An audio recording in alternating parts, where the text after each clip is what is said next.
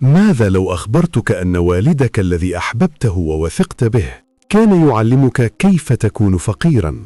هذا الكتاب هو قصة رجل كان لديه أبوان، أحدهما دكتور جامعي فقير والآخر لم يكمل تعليمه لكنه أصبح مليونيراً. أيهما ستختار لتكون معلمك المالي؟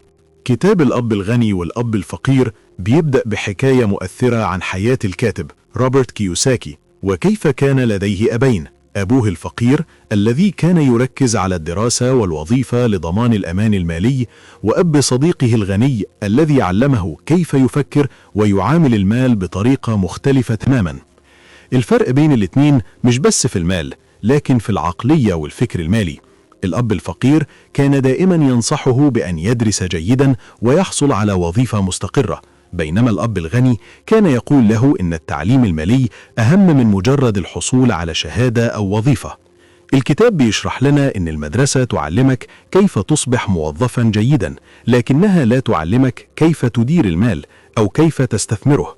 معظم الناس بيتعلموا إن الشهادة والراتب هما طريق النجاح، لكن الأب الغني يعلم أن النجاح المالي بيبدأ بفهم المال نفسه، وده بيظهر في أهم فكرة بالكتاب: الفرق بين الأصول والخصوم.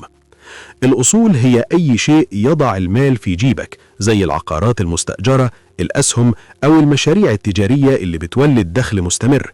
أما الخصوم فهي أي شيء يخرج المال من جيبك، زي سيارات فاخرة، ديون استهلاكية، أو مشتريات باهظة لا تنتج دخل. كتير من الناس بيعتقدوا إن الأشياء الفاخرة أصول، لكن الحقيقة إنها خصوم، لأنها تستنزف الموارد المالية بدل ما تزيدها. الأب الغني كان دايما يركز على زيادة الأصول وتقليل الخصوم، وده سر بناء الثروة على المدى الطويل. روبرت كيوساكي بيأكد إن العقلية أهم من المال نفسه. عقلية الغني تبحث عن الفرص، تحب التعلم، وتجرب طرق جديدة للاستثمار، وتتعلم من الفشل بدل ما تخاف منه. أما عقلية الفقير فهي تركز على الأمان الوظيفي، الخوف من المخاطرة، والتساؤل دائما عن كيفية الحفاظ على الراتب بدل أن تجعل المال يعمل لصالحها. المفتاح هو تغيير طريقة التفكير، لأن المال بيشتغل مع الناس اللي عندهم عقلية الفرص والاستثمار. الكتاب كمان بيتكلم عن أهمية اكتساب الخبرة وليس العمل فقط من أجل المال.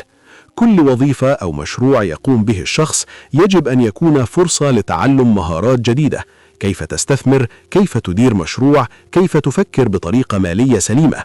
الأب الغني كان دايما يقول: اشتغل لتتعلم، مش بس لتكسب المال، وده درس مهم جدا لأي شخص عايز يبني ثروة.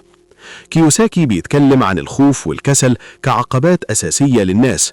معظم الناس بيخافوا من الفشل أو المخاطرة، وده بيمنعهم من البدء في مشاريع صغيرة أو الاستثمار في الفرص.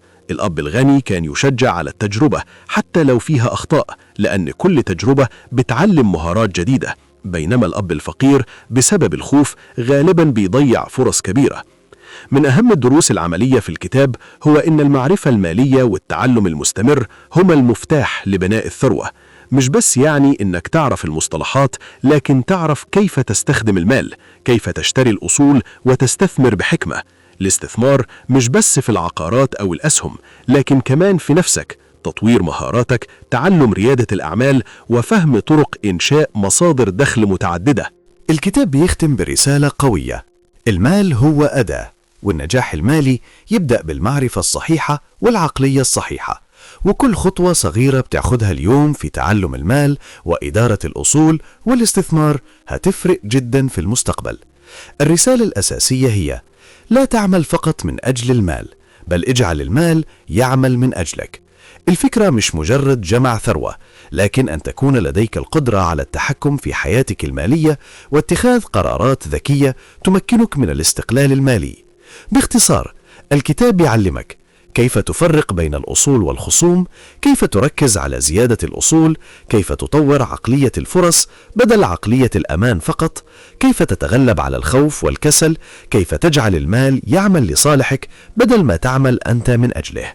بغض النظر عن عمرك أو دخلك الحالي، هذا الكتاب سيجعلك تسأل: هل أعمل بجد من أجل المال، أم أعمل على جعل المال يعمل من أجله؟